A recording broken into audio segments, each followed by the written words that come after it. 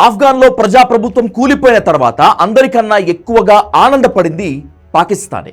ఆ మాటకొస్తే ఆఫ్ఘన్ను హస్తగతం చేసుకోవటానికి తాలిబాన్లకు అన్ని విధాలుగా అండగా నిలిచింది అదే. చివరికి తాలిబాన్లు అనుకున్నది సాధించడంతో బహిరంగంగానే మద్దతు తెలిపి సంబరాలు చేసుకుంది. కానీ ఆ సంతోషం ఎక్కువ కాలం నిలబడలేదు. సరిహద్దు వివాదంతో అదే తాలిబాన్లు పాకిస్తాన్ పాలిట భస్మాసుర హస్తంలా మారిపోయారు. పాకిస్తాన్లోకి చొచ్చుకు వస్తూ భీకర దాడులు చేస్తున్నారు. ఇలాంటి సమయంలో తాలిబాన్లను రెచ్చగొట్టే సంచలన నిర్ణయం తీసుకుంది పాకిస్తాన్. తమ దేశంలో ఉన్న 30 లక్షల మంది ఆఫ్ఘనీయులను గెంటేయాలని డిసైడ్ అయింది. ఈ నిర్ణయమే ఇప్పుడు ఆఫ్ఘన్ పాకిస్తాన్ మధ్య మంట పెడుతోంది. ఇంతకు ఒకేసారి 30 లక్షల మంది ఆఫ్ఘన్ పౌరులను గెంటేయాలని పాకిస్తాన్ ఎందుకు డిసైడ్ అయింది? ఈ నిర్ణయం ఆఫ్ఘన్ పాక్ మధ్య యుద్ధానికి దారితీయబోతోందా? ఇవాల్టి టాప్ స్టోరీలో చూద్దాం.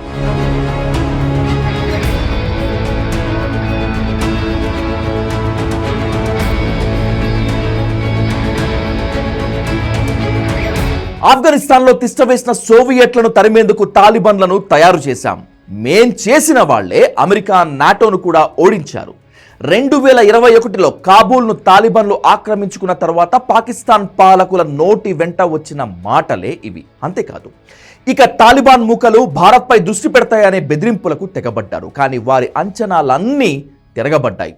అది తాలిబాన్ల మద్దతుతోనే తెహ్రీక్ ఈ తాలిబాన్లు చెలరేగిపోతున్నారు. 2023లో ఏకంగా ప్రధాని షహబాజ్ ప్రభుత్వానికి పోటీగా ఉత్తర పాకిస్తాన్లో టీటీపీ సమాంతర సర్కార్ను నెలకొల్పింది. దీంతో వివిధ మంత్రివర్గ శాఖల్ని ఏర్పాటు చేసింది. ఈ పరిణామాలు పాకిస్తాన్ సార్వభౌమత్వాన్ని సవాలు చేశాయి. పాక్ తాలిబాన్లు తమదిగా చెప్పుకుంటున్న ప్రాంతాన్ని 2 భాగాలుగా విభజించారు. వీటిల్లో గిట్లిప్, బాలిస్తాన్, ఆఫ్ఘన్ సరిహద్దులను కలిపి ఉత్తర ప్రావిన్స్గా, పాక్లోని పంజాబ్ ప్రావిన్స్ సరిహద్దు వరకు ఉన్న ప్రదేశాన్ని దక్షిణ ప్రావిన్స్గా విభజించారు. అంతేకాదు, పాకిస్తాన్ అత్యంత కీలకమైన పంజాబ్ ప్రావిన్స్లోని డేరా గాజీ ఖాన్ ప్రాంతాన్ని కూడా తమదిగా ప్రకటించుకున్నారు. కానీ టీటీపీ, ఆఫ్ఘన్ తాలిబాన్లకు లంకే ఎలా కుదిరింది? తెహ్రీక్ ఈ తాలిబాన్ పాకిస్తాన్ను టీటీపీగా వ్యవహరిస్తారు. దీన్ని పాక్ తాలిబాన్ అని కూడా అంటారు. 2021లో ఆఫ్ఘన్ నుంచి అమెరికా, నాటో బలగాలు వెళ్లిపోయాక ఇది బలపడింది. టీటీపీ అధినేత నూర్ వలీ మెహసూద్ ఆఫ్ఘన్లోనే తిష్టవేసి తన కార్యకర్తలను నడిపిస్తున్నాడు. ఆఫ్ఘనిస్తాన్లో అధికారం దక్కించుకునే వరకు అక్కడి తాలిబాన్లు పాకిస్తాన్ కనుసన్నల్లోనే ఉండేవారు.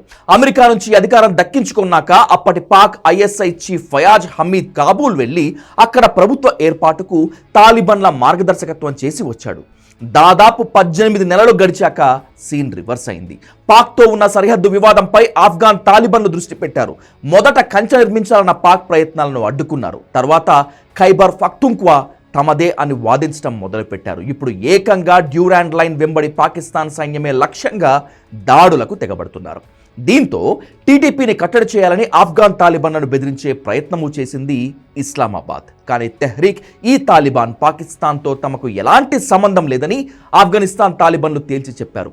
ఇక్కడే పాకిస్తాన్ వ్యూహం మార్చింది. 2021 ముందు ఆఫ్ఘనిస్తాన్ అంతర్యుద్ధం సమయంలో పెద్ద ఎత్తున శరణార్థులు పాకిస్తాన్కు వలస వెళ్లారు. ప్రస్తుతం పాకిస్తాన్లో సుమారుగా 30 లక్షల మంది ఆఫ్ఘనీయులు ఉన్నట్లు గణాంకాలు చెప్తున్నాయి. టీటీపీని కంట్రోల్ చేసేలా ఆఫ్ఘన్ తాలిబాన్లను ఒప్పించేందుకు ఈ 30 లక్షల మందినే పాకిస్తాన్ ప్రభుత్వం లక్ష్యంగా చేసుకుంటోంది.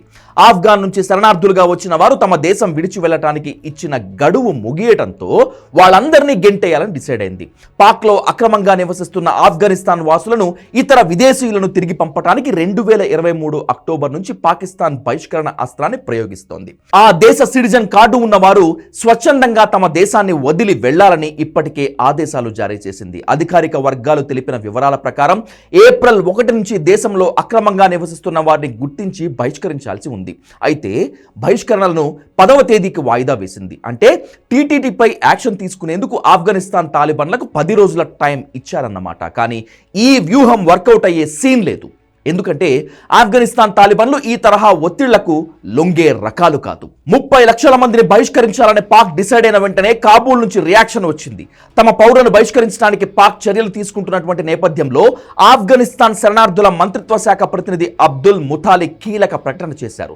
శరణార్థులు గౌరవంగా తమ దేశానికి తిరిగి రావాలని తాలిబాన్ ప్రభుత్వం కోరుకుంటోందని పేర్కొన్నారు.